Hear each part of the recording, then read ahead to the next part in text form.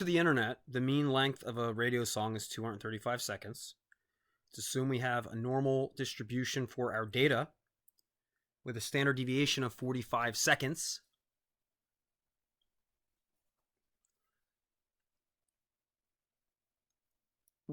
If I have 25 songs, what would be the z-score of a sample mean of 255? So imagine for a moment you have 25, n equals 25 songs that you're picking from the population of all songs that they play on the radio. Let's make a little picture here quickly. Little picture.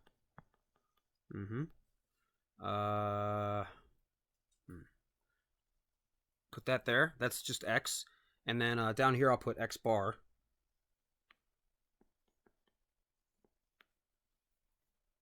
So we know that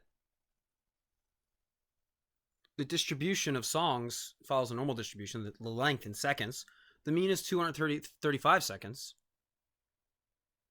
Can you imagine for a moment picking 25 songs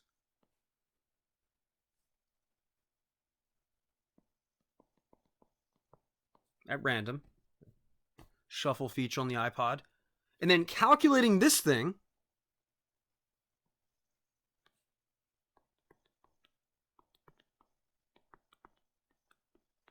and it being 255? Well, how could we possibly know that? Central limit theorem. It says that the distribution of the sample means of song lengths, in this case, will be normally distributed.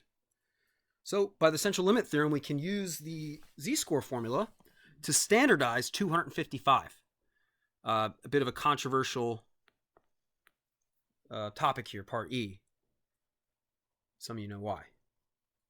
I want to standardize 255. So I'm going to find the z-score of 255.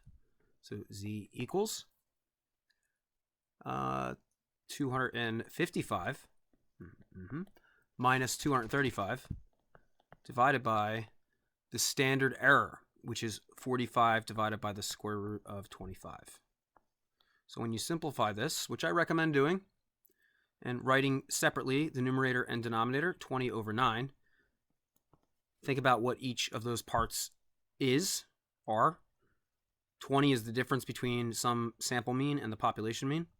9 is the variability in the sampling distribution of the sample means, also known as the standard error. And this comes out to be positive 2.22.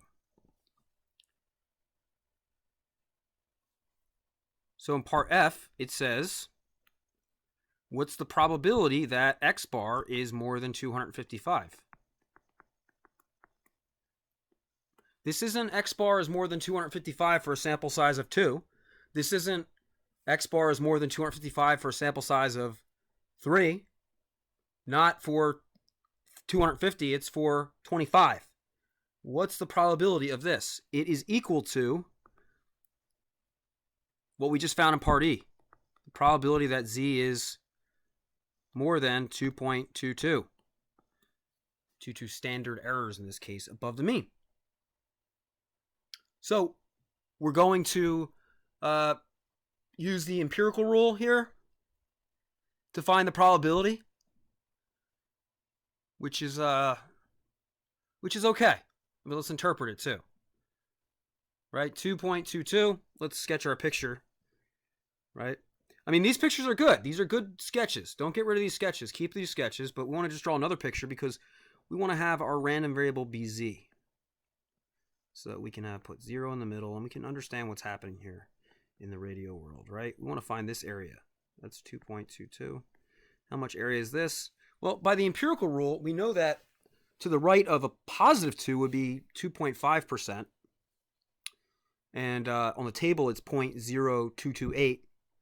So I'm going to approximate this at, I don't have the table in front of me, which is why I'm using the empirical rule. I'm going to go for 0.0 1, 2. So, if you have any friends where they listen to 25 songs on the radio, they're like, oh no, what are the chances that I get listen to 25 songs and the mean is more than 255 for the sample mean? You'd say, well, if the true mean's 235, it's maybe not that big a concern, around a 1% chance. And they'd say, well, you just use the empirical rule, right? And not right. So the probability deviates a bit different, or it deviates a bit from what I've said, but it's an easy number to find. I'm just putting 0.12. So what I'll write here is, it would be unusual. Unusual. It would be unusual to get, how about C? To see the event proposed in part F. That would be unusual.